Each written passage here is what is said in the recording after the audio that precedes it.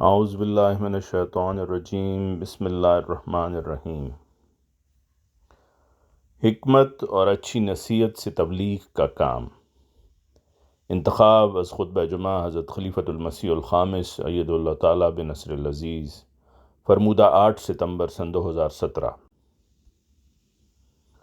حضور عید اللہ نے سورہ نحل کی 126ویں آیت تلاوت فرمائی۔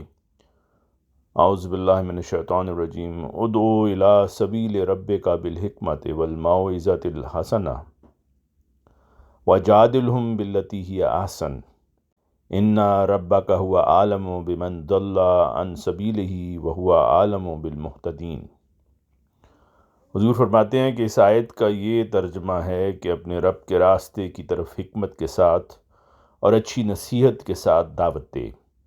اور ان سے ایسی دلیل کے ساتھ بحث کر جو بہترین ہو۔ یقیناً تیرا رب ہی اسے جو اس کے راستے سے بھٹک چکا ہے سب سے زیادہ جانتا ہے،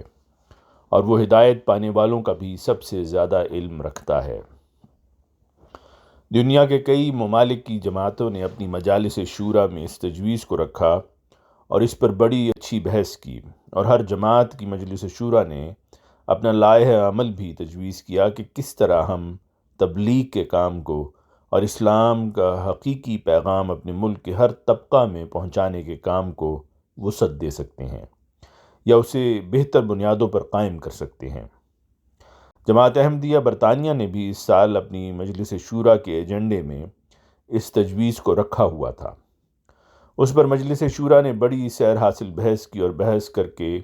اپنا لائحہ عمل تجویز کر کے مجھے منظوری کے لیے بھجوایا۔ لیکن ہمیں ہمیشہ یاد رکھنا چاہیے کہ چاہے یہ تبلیغ کے کام کے لیے منصوبہ بندی ہے یا کسی اور کام کی منصوبہ بندی، مجلس شورا جب کوئی بھی منصوبہ بندی کرتی ہے تو ممبران شورا کی مختلف آراء سامنے آتی ہیں اور پھر ایک رائے قائم ہوتی ہے، یا ممبران کی اکثریت کی ایک رائے قائم ہوتی ہے، اور پھر اس پر عمل درآمد کرنے کے لیے ایک لائحہ عمل تجویز ہو کر خلیفہ وقت کے پاس منظوری کے لیے بھجوایا جاتا ہے،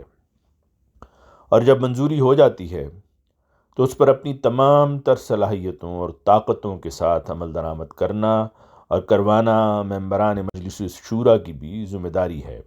اور ہر سطح کے جماعتی عہدیداران کی بھی ذمہ داری ہے۔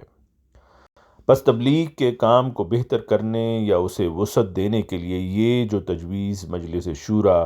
برطانیہ میں زیر بحث آئی اور اس پر فیصلے ہوئے، یا دنیا کے کسی بھی ملک میں اس پر مشورے ہوئے اور خلیفہ وقت سے منظوری کے بعد عمل درآمد کے لیے جماعتوں کو بھجوائے گئے،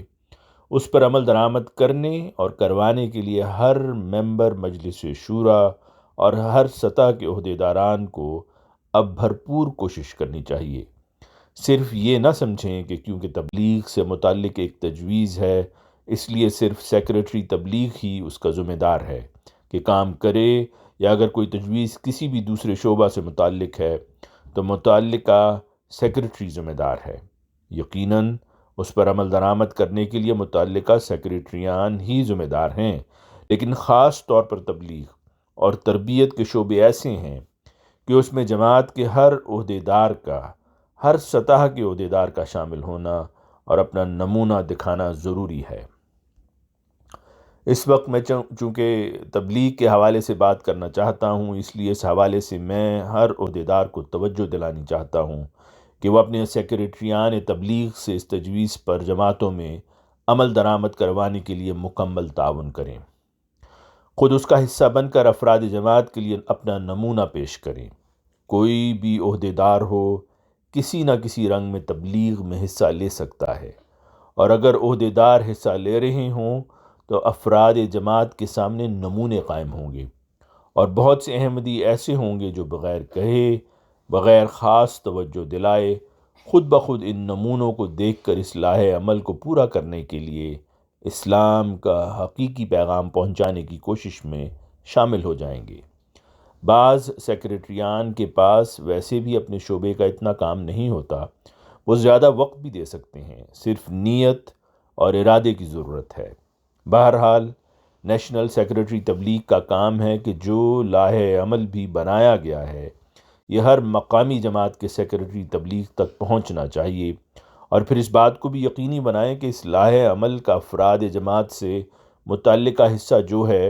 اور جو حصہ انتظامی نہیں ہے بلکہ افراد جماعت سے تعلق رکھتا ہے، وہ وہاں کی جماعت کے ہر فرد تک پہنچ جائے۔ حضور عید اللہ تعالیٰ بن نصر العزیز نے مزید فرمایا، لیکن سب سے بڑھ کر یہ کہ جو آیت میں نے تلاوت کی ہے، اس میں اللہ تعالیٰ نے جو ہماری رہنمائی فرمائی ہے اسے سمجھیں، اور اس کے مطابق ہر سیکرٹری تبلیغ عمل کرے، ہر عہدیدار عمل کرے، داعیان خصوصی عمل کریں۔ داعیان خصوصی کا میں نے خاص طور پر ذکر کیا ہے کہ ان لوگوں نے خود اپنے آپ کو پیش کیا ہے کہ ہم باقی افراد جماعت کی نسبت زیادہ وقت تبلیغ کے لیے دیں گے۔ وہ اگر اپنا وقت بھی دیں اور علم بھی ہو، لیکن ان باتوں کی طرف توجہ نہیں جو اللہ تعالیٰ نے بیان فرمائی ہیں، تو پھر اس میں وہ برکت نہیں پڑ سکتی، بہتر نتائج نہیں نکالے جا سکتے جو نکل سکتے ہیں۔ بہرحال اللہ تعالیٰ نے جس بات کی طرف توجہ دلائی ہے اس میں سب سے پہلی حکمت ہے، پھر موعظۃ الحسنہ ہے یعنی اچھی نصیحت، پھر فرمایا بحث میں ایسی دلیل استعمال کرو جو بہترین ہو۔ آج کل کے نام نہاد علماء نے اور دہشت گرد گروہوں نے اور تنظیموں نے اپنے جنونی پن اور بغیر حکمت، عقل اور بے دلیل باتوں سے اسلام کو اس قدر بدنام کر دیا ہے کہ غیر مسلم دنیا سمجھتی ہے کہ اسلام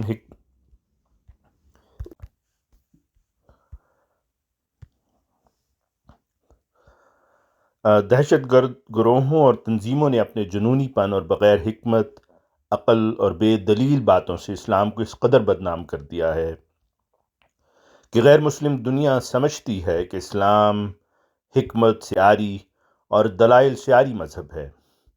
اور بے عقلوں اور بے وقوفوں کا مذہب ہے، نعوذ باللہ، اور صرف شدت پسندی ہی اس کی تعلیم ہے۔ ایسے حالات میں اللہ تعالیٰ کے اس ارشاد کے مطابق تبلیغ کرنی اور تبلیغی رابطے کرنے ہر احمدی کی ایک بہت اہم ذمہ داری ہے۔ بس اس اہمیت کو سب سے پہلے تو ہر سطح کے عہدیداروں کو سمجھنا چاہیے۔ آواز مرزا عمران احسن۔